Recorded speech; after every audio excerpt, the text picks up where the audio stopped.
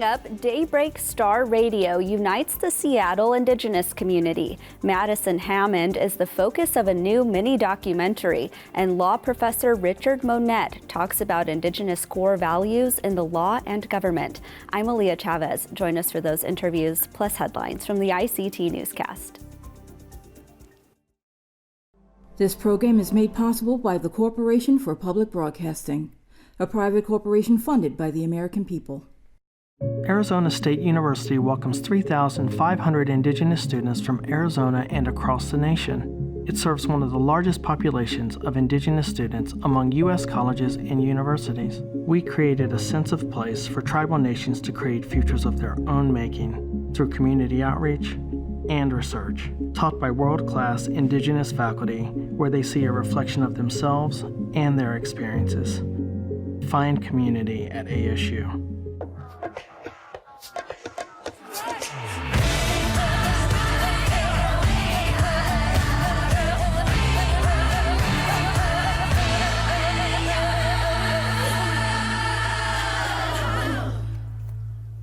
Amarawa Hopa. Thank you for joining us.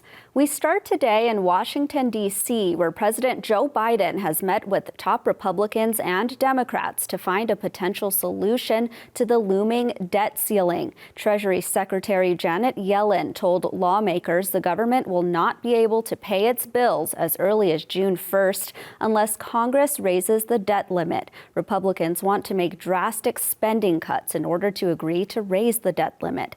Democrats argue that the debt ceiling applies to money the government already borrowed, therefore shouldn't be used as leverage in negotiations. So what could all of this mean for Native American communities? For starters, the U.S. government is the largest employer in the country. That includes 15,000 jobs for the Indian Health Service alone. In 2011, when Congress faced a similar debate, it chose to impose a sequestration, which was when it clawed back funds that were already appropriated. That impact more than 10 years ago was huge for tribal communities after it cut more than $85 billion. Experts say it is in the best interest of lawmakers to fix this issue soon, given that the U.S. government would go into default if no action is taken. Staying in Washington, a newly proposed bill would support economic development on tribal lands if passed into law. The Unlocked Act was proposed by Senators Lisa Murkowski and Brian Schatz. If the legislation is successful, it would amend the Long-Term Leasing Act and would authorize all federally recognized tribes to issue leases of their lands for up to 99 years. Current laws allow tribes to lease their lands, but only after it's been approved by the U.S. Congress or if the Bureau of Indian Affairs approves it. Schatz said the bill is a good idea for tribes who received significant funding from both the Inflation Reduction Act and the Bipartisan Infrastructure Law, but have not been able to fully implement the projects that would expand their economic development. In a business hearing last week before the Senate Indian Affairs Committee, Assistant Secretary of Indian Affairs Brian Newland said the Interior Department supports the legislation. Athletes from all over Brazil participated in what is being called the Olympic Games of Indigenous people last month. Spectators watched competitions in everything from archery to tug-of-war. ICT's Vincent Moniz has more. Over 3 days, Indigenous Brazilians from different nations came together to play games like soccer and darts. The games, played in a village 86 miles south of Brazil's largest city of São Paulo, were part of celebrations recognizing Indigenous Conscience Month. One dart player who practices every weekend for 6 hours says the main goal of the games is not the competition. This is an interaction between different ethnic groups, and it's a moment that we put into practice and share some of our knowledge, because actually, these games are more to create an interaction between us. Though it looked like any other sport with spectators cheering on athletes, these Indigenous games are also a connection to Native knowledge ways. Many of the languages and cultures represented at the games are at risk of disappearing. One Indigenous leader said he hopes the traditional games help to remind the younger generations of their original culture. It's a joy to be here because we are seeing the old traditional sports again. Because nowadays, young people are forgetting about our culture a little bit.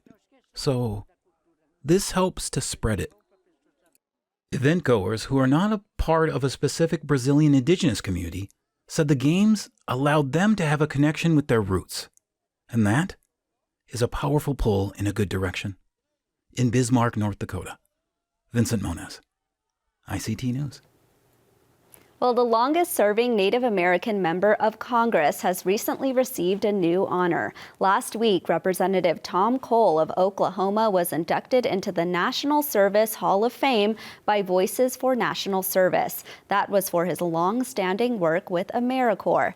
AmeriCorps is an agency of the U.S. government that engages Americans in service through volunteer work like food banks and homeless shelters. From 2013 to 2023, Cole led the House Appropriations Subcommittee, where he worked to provide funding for AmeriCorps. Cole co-sponsored the CORES Act, which created more positions within the organization to respond to COVID-19. Representative Cole said he is greatly honored for the award. And those are the headlines for the ICT Newscast.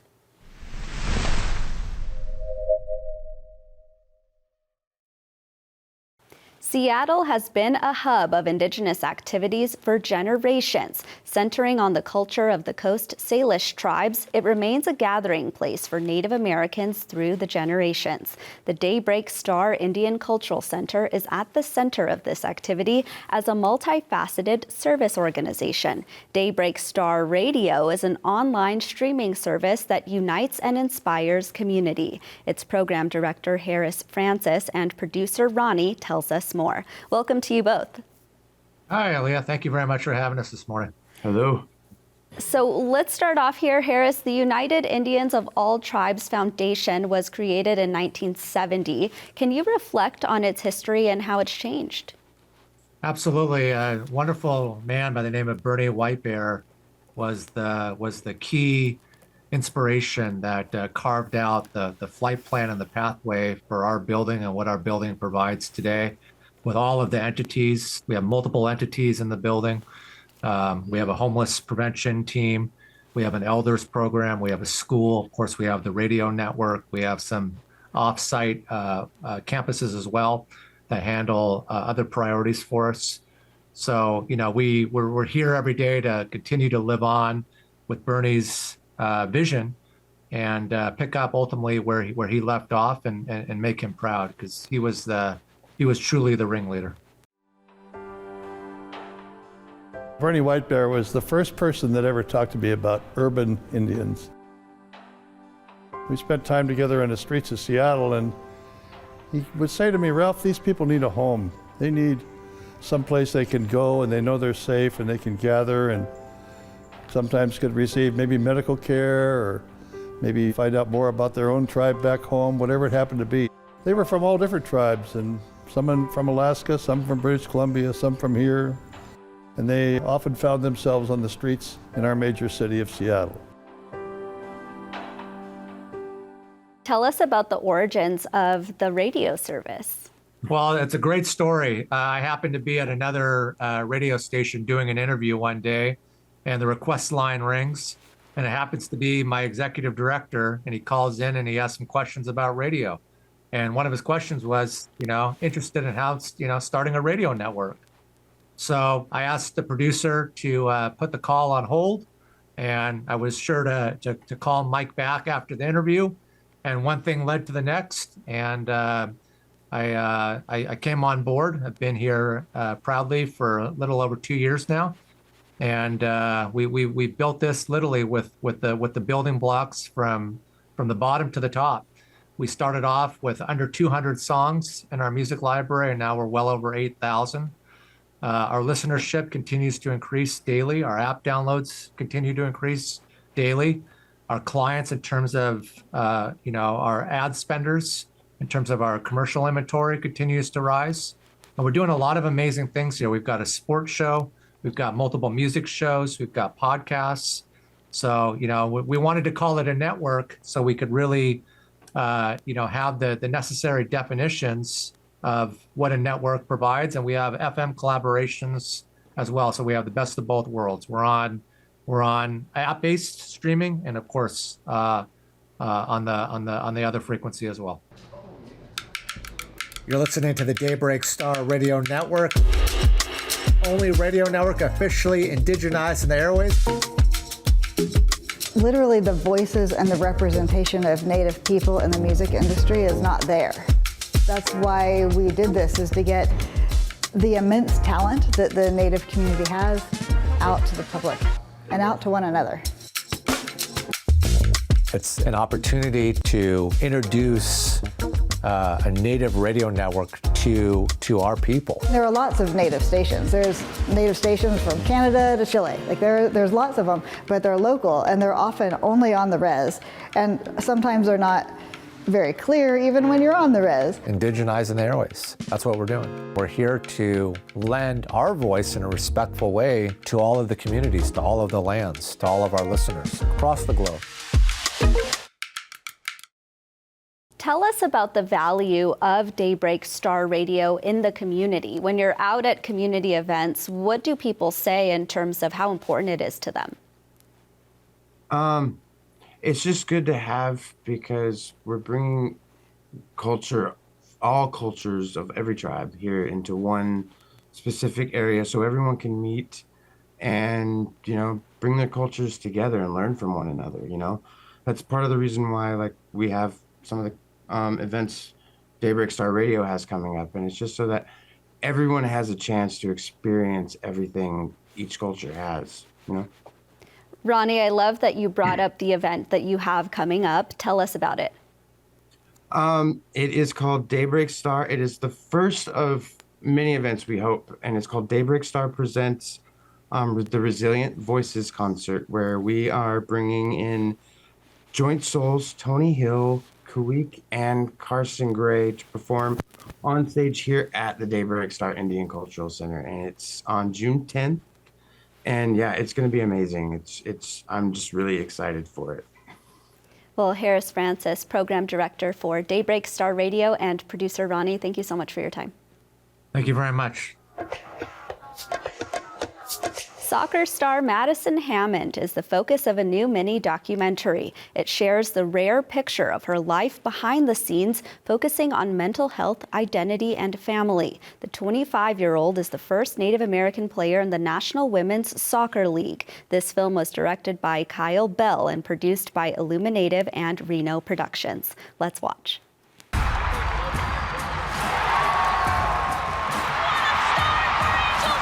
This is home. We protect home. Madison Hammond, she's a defender for Angel City FC. Hi, I'm on the team. Great tactical defending. First Native American to play in the NWSL. The first Native American. The first and only player that is Indigenous. I didn't even know I was the first Native player in the NWSL. And I'm just Madison. I started playing soccer in Albuquerque. She was around 5 years old. I played on an all-boys team where I found my competitive spirit. I wanted to be better than the boys. She started to really separate herself. I got my first recruiting email when I was in 8th grade going into my freshman year. It was amazing.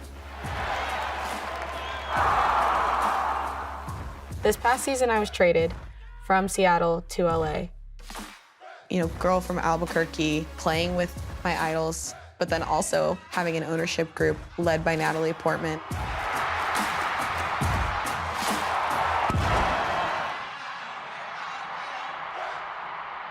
This sport has given me so much and has also been my biggest enemy. And now you're 1v1 with Hammond, who she closes way too late. But I think that's mostly because of myself. What's been the biggest lesson you think you've learned this year? Thank God for therapy. It started out almost exactly how I wanted it to. I came to LA, I proved I could play, and I was getting a lot of playing time. And almost on a dime, it changed, and I could not pay someone to get me off the bench. It felt like this weird juxtaposition of being a part of the first season of Angel City, and everyone's really excited about it, and then you also not feeling like you're a part of it because you're not playing. all of your mistakes feel like they weigh 10,000 pounds. Let's go, cutting all the way through. First, you can see the miscommunication between the two center backs of Angel City. My psyche and my mental health just kind of took a nosedive. When that starts happening, you just lose touch with reality. Like, you feel like your body is floating above the ground and you can't get your feet just settled. My vision would get so small. It would be like I could only see out of 2 like quarter-sized holes, and everything else around it was just black. And I'd never gone through that, and I'd been playing the sport for 20 years. We didn't know anything. For me as a parent, I was like, God, I'm gonna make a mistake. I'm gonna guide the wrong way. There are days where if I miss a pass, I'm like, oh my gosh, everyone's gonna think I'm a fraud. Everyone's gonna think that the only reason that I'm here is because everyone's excited they have the first Native American. The pressures of living in existence sort of in mainstream culture. You play predominantly white sport, as did I. I think that there are just a lot of preconceived notions and stereotypes on what it means to be Native, on what it means to be Black. Just that feeling of trying to fit in, trying to be someone I wasn't, getting lost along the way. But then when you come back home and you go to your little pueblo, 25 miles north of Albuquerque, people just knowing who you are and where you've started. I always describe this as capital H home. We're really glad you're home. I was raised by an army of women. I never felt like I went without. Particularly me, my mom, and my sister have this unyielding and unrelenting obsession and love for each other that it doesn't matter whether it's a good time, a bad time. All of my memories growing up have one of them in it. They just carried me and bigged me up and have been my biggest hype people. As I go into my 4th year as a pro, it's not rocket science, and it feels like rocket science a lot, and that's what feels like chaos. I just asked her, I said, what do you want to do? And she said, I want to play soccer. I said, then don't give up. When I play confident and when I play free, I don't think that there is going to be much that's going to stop me. Hey, kumara, nice diaksho. Hey, kumara, you hot yung shohati dikatalo. And that's my prayer for you. It's my prayer for all of us. I am here because of what I can do. I am good enough to leave more of an imprint than just being the first Native American to play in the NWSL. It is not a question of if I am capable. I think it is more so a question of when. I'm finally just gonna do the damn thing. I'm here to tell the story of me. We give a special thanks to IllumiNative for allowing us to share that film. We'll be right back. Law professor Richard Monette has served as chairman of his tribe and helped draft dozens of tribal constitutions. ICT's Stuart Huntington has this interview about how tribal governments and all governments can benefit from adopting Indigenous ideas. Professor, welcome to ICT News. Thank you for having me on your show. I really appreciate it. Sir, you've done a lot of work building tribal constitutions. I want to start with an overview thought. Why is this important work? Oh, that's some of the most meaningful work in my lifetime for me. But it's, of course, meaningful for the tribes as well. I do want to make sure it's clear that primarily I view myself as a technician, as a drafter, to write what they want to write. You know, this is their basic document. This is how they want to create some of the balances in their cultures the way we all do. And so having a government that works is absolutely necessary. Is it fair to say that forms of government have been imposed on tribes? Yeah, it's fair to say that. Forms, some structure, some of the institutions have been imposed, but we're seeing tribes getting back to understanding things like, you know, the separation of powers is not from Europe, it's ours. You know, they had kings in Europe. You know, occasionally they put the king on the guillotine and lopped off his head, and I suppose separated powers. But we always had separation of powers here. As one of the old natives said to me, when the next tribe down the road came bounding over the horizon on horseback, 1,000 strong, we may have had a tribal council meeting to declare war, but we didn't have another tribal council meeting to say charge. Some chief executive officer stood up and said charge. We've always recognized the functions of how society needs to work, and we just need to get back to the way we did it. But also importantly, just a little point here, as we then talk about sort of separations of powers, and we again get confined with the Americanized way of thinking, usually from schools, educational brainwashing, that we think about separation of powers in government. One of the things that Native societies taught and continue to teach, apparently, American society, is that it's not just important what powers and functions you separate in government, but also what powers and functions you separate from government. And of course, in our American society, we have the press that we try to keep separate. We have churches, religions that we try to keep separate. We have businesses that we try to keep separate. The American society seems to do that sort of in like random, neurons or something. I have to quickly devolve into something I don't know what I'm talking about here.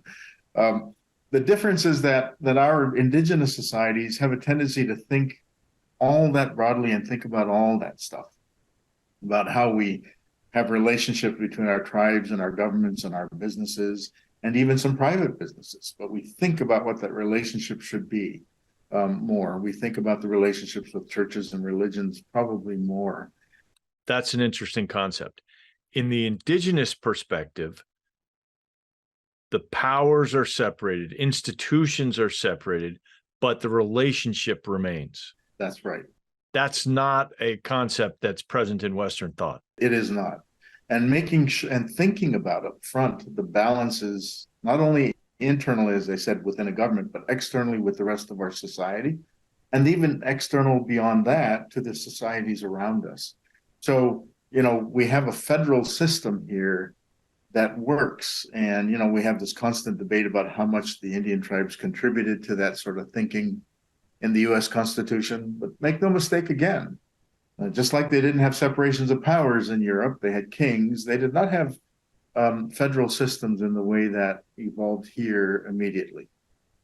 Our societies were very much democratic, the kind of democracy that in their system they want to attribute to Greece. The birthplace of democracy, Athens. Almost sometimes I look at it and I think, well, it seemed like that was the beginning of the end of democracy in Europe. And when they came here at the tail end of the Renaissance, they also found a renaissance of democracy in action among indigenous peoples. And so to see that external federalism relationship, not from the top down, but from the bottom up, is what made it work here and what makes it still work. And again, the primary difference is that even though our people don't, fancy themselves political, philosophers, we think about this stuff and we talk about it and we do it. So those concepts are very important to start to get our hands back on and to get them into our constitutions and into our documents, into our laws again. Sir, it seems to me that you believe that those ideas deserve broader application. I think America and the world would do well to learn that fundamental aspect of what indigenous people can bring to the table. That make sure the relationships are in place and that they are right. Make sure that the balance is working.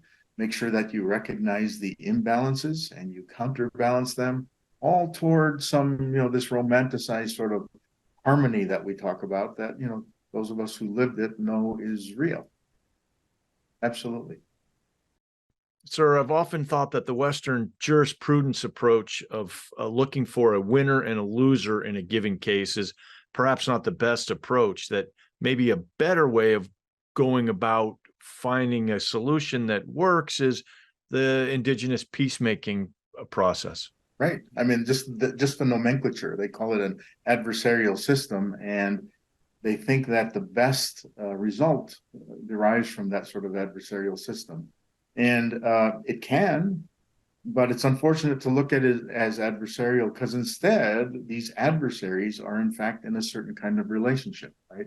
And they are counterbalancing each other. But your point is spot on, that their objective seems to be that one's going to win and one is going to lose. And that's not the way we should even want it to occur, let alone whether it ever actually does.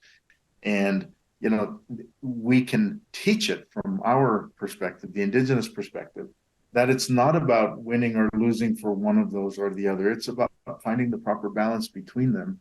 And you would think that after several thousand years of reading their history over and over, you know, they would figure out that it has never worked that way for them either.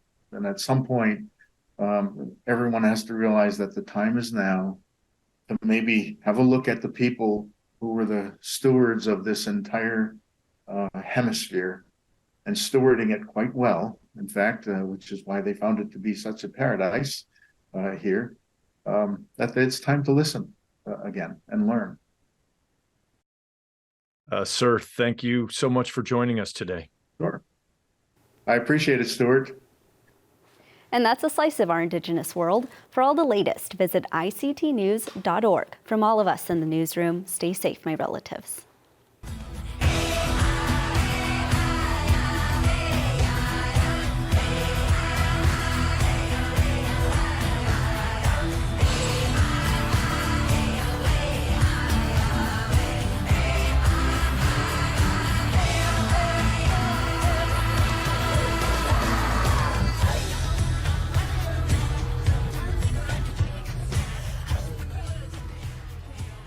This program is made possible by the Corporation for Public Broadcasting, a private corporation funded by the American people.